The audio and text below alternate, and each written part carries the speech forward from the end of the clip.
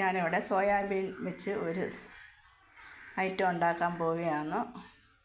നിങ്ങൾ കണ്ടു നോക്കൂ. ഞാനിതിനെക്കുറിച്ചൊന്നും പറയുന്നില്ല. ഇതിന് ഞാൻ ആവശ്യമായി എടുത്ത് വെച്ചേക്കുന്നത് സവാള ഒരു വലുതും ഒരു ചെറുതും ചെറുതായിട്ട് അരിഞ്ഞത്, കറിവേപ്പില, ഇഞ്ചി കൊത്തി അരിഞ്ഞത്, പച്ചമുളക് ചെറുതായി അരിഞ്ഞത്, തക്കാളി, പിന്നെ 2 മുട്ടയും.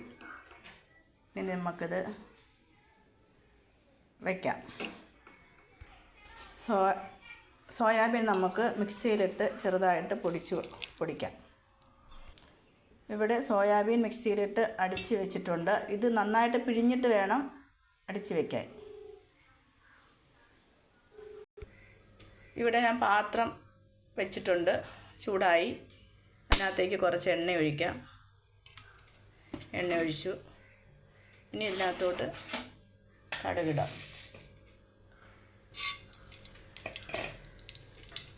കടുകിട്ട്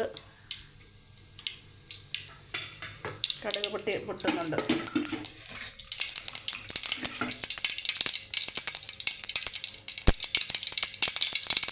ഇതിനകത്തേക്ക് ഇനി നമ്മൾ അരിഞ്ഞ സവാള,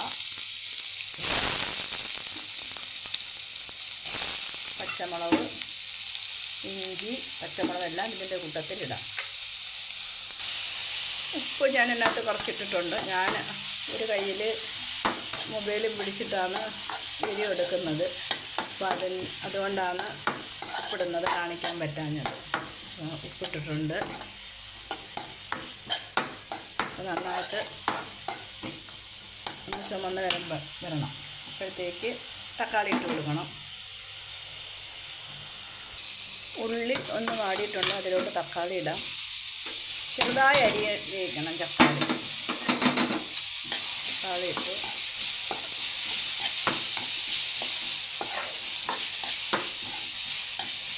ഇതിൻ്റെ കൂടെ സോയാബീൻ കൂടെ ഇടാം.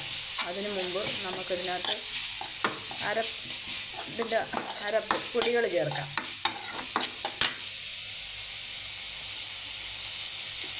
ഒരു സ്പൂൺ മുളക് പൊടി, 1/4 ടീസ്പൂൺ മഞ്ഞൾപ്പൊടി,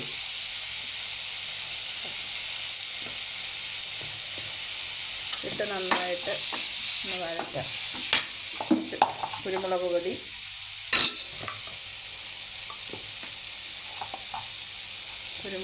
ഇട്ടിട്ടുണ്ട്. കുറച്ച് മസാലപ്പൊടി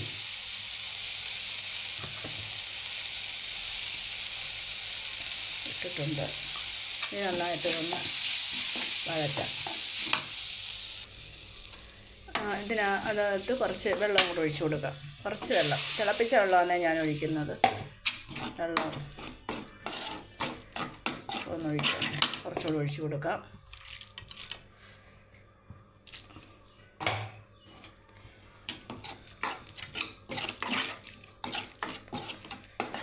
തിളപ്പിച്ച വെള്ളമാണ് ഒഴിച്ചത്. വെള്ളം ഒഴിച്ചതിന് ശേഷം നമുക്ക് ഈ സോയാബീൻ പൊടിച്ച് വെച്ചേക്കുന്നതിനകത്തോട്ടിടാം.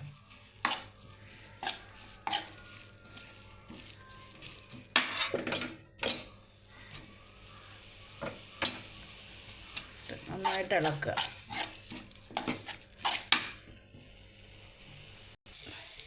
ഞാൻ ഇതിനകത്തേക്ക് ഈ 2 മുട്ട പൊട്ടിച്ചത് ഇതിൻ്റെ ഒരു സൈഡിലോട്ട് ഒഴിക്കുകയാണ്. അതിനുശേഷം നല്ലോണം ഇളക്കി കൊടുക്കണം.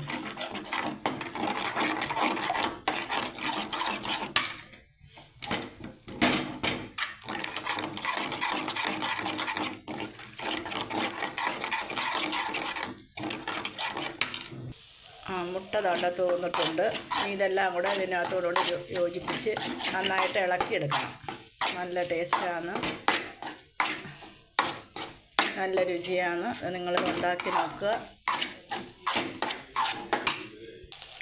അങ്ങനെ ഇതിവിടെ റെഡി ആയിട്ടുണ്ട്. നിങ്ങളിത് ഉണ്ടാക്കി നോക്കുക. നല്ല ടേസ്റ്റാണ് ചോറിൻ്റെ കൂടെ കഴിക്കാൻ.